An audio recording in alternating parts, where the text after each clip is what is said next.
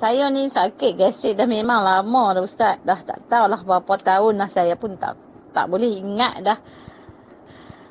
Selalunya saya masuk skop dalam perut.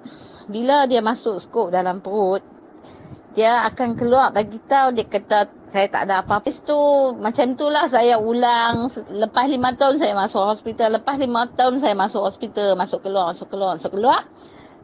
Lama dah juga saya start 2008. Lepas tu lama saya masuk balik 2012 hospital. Lepas tu masuk 2014. Sekarang ni baru saja saya masuk 2020. Lepas saya masuk 2020 ni, dia masuk lagi skop kat dalam perut saya. Dia kata tak ada apa, cuma gastrik sahajalah yang problem sekarang ni. Tapi saya makan ubat pun untuk sekejap saja dia baik. Lepas tu dia jadi pedih panas dalam perut saya. Saya jadi macam takut, macam gelisah, macam sesak nafas, macam saya tak tahu macam mana saya nak bagi tahu lah Ustaz. Dalam perut ni memang jadi macam tak boleh selesa. Siang malam saya pun rasa macam tak tahulah macam mana saya nak bagi tahu lah. Perut saya ni punya pedih, punya sakit.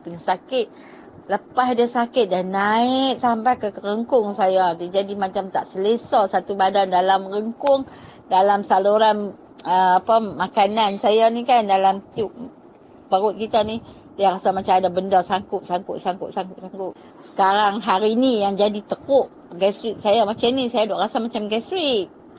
Jadi itulah saya pun sampai tak mau nak makan ubat dalam Ustaz Wen. Sebab makan ubat pun dia tak mau nak elok, dia tak mau nak baik. Lepas tu saya macam tengok Facebook ni. Pasal itulah saya cubalah Ustaz punya produk pula, nak tengok lah, nak try, cuba tengok macam mana perut saya ni kan.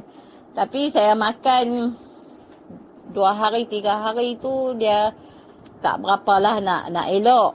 Lepas tu masuk hari ketiga ni, tadi pagi saya bangun, saya rasa macam alhamdulillah sikit lah. Baru rasa macam saluran yang dalam rengkung tu taklah rasa macam ada benda macam sumbat-sumbat tu, taklah, nampak elok sikit lah.